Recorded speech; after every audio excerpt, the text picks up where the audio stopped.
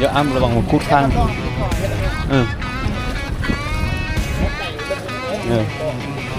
เมฆเบิ้งเล่ไปฟังนั่นเลย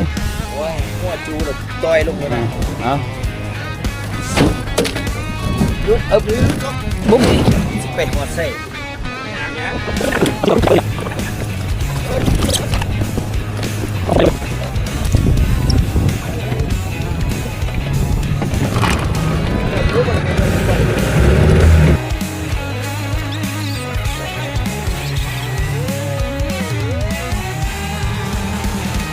โอ้ห้าคนมันช่วย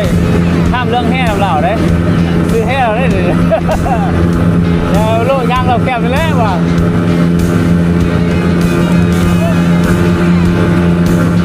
ให้ตาจี้เหรอวะ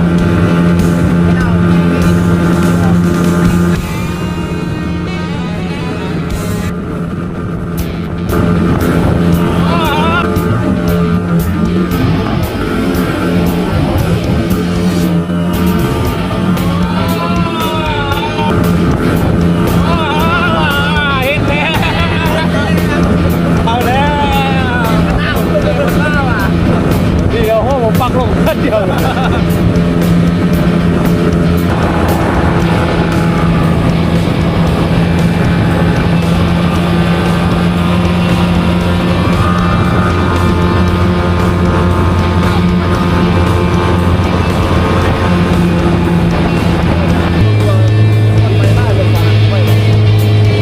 เยี่ยมไว้มาเลย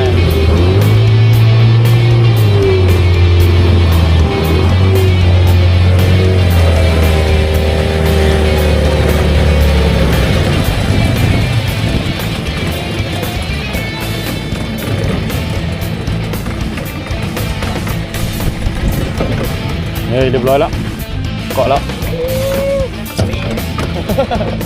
กระจักเกาะแล้วเนี่ย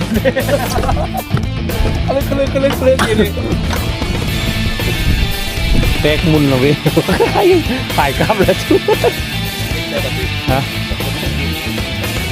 กันมันตื้นอย่างนี้เขายื่นเหงื่อนี่ก็ได้จ้องไว้อ้อม